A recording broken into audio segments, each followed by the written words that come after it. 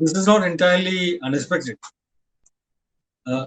See, this you must understand that this shows that the economy was in a problem even before the lockdown started.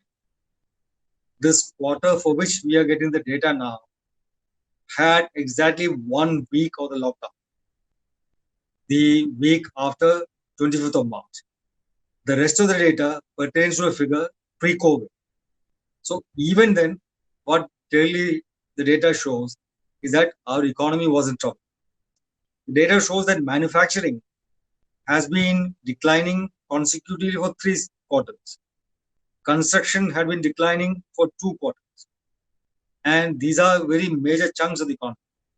It is only a large upsurge in agriculture, which normally doesn't take place, and in mining, that has actually allowed the number to be even above 4%. Now, it is not just the real growth rate that matters. For the government's revenues, what matters is actually the nominal growth.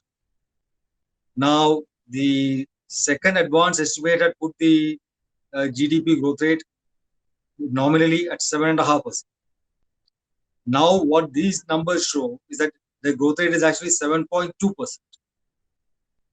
And the GDP is actually the tax base for the economy.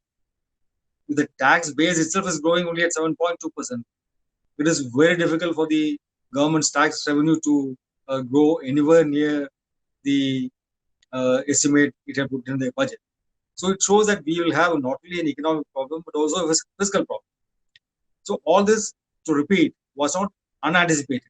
So the notion that we were in trouble even before the lockdown started is established. This is what numbers show.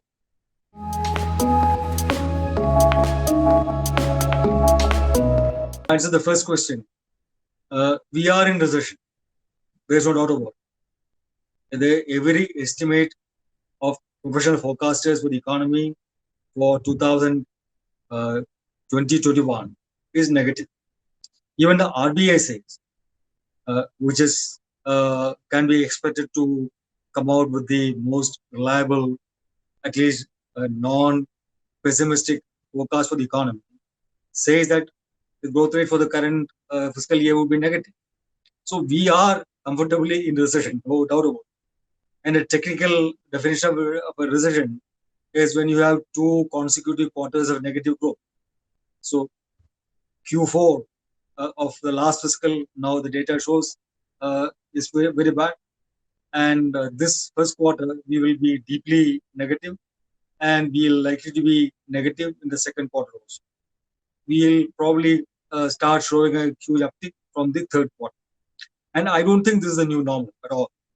India can revive and the economic growth can pick up pace, provided, and this is a very important condition, provided the government acts swiftly, boldly, and acts big to create demand in the economy by investing large scale, by unleashing its fiscal power, forgetting about the fiscal deficit now, and giving the economy the big boost required by means of both income support to poor people and by means of investment, which will actually create orders for industry.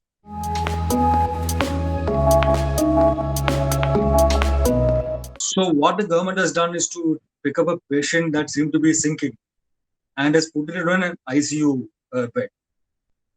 Okay, that's a good thing that the economy is not being allowed to be completely destroyed. But to stay on the ICU bed is not the optimal outcome, right?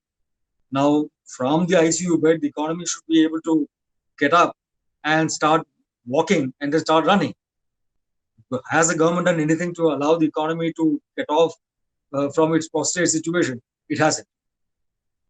Has the RBI stimulus measures, the liquidity it has created, been sufficient to give momentum to the economy? It has not. So we need much more action to take place on the part of both the government and the RBI, but more on the part of the government for the economy to move forward. And there is plenty of possibility. There is no shortage of firepower. It's only a question of the government being willing to act big, think bold, and think different.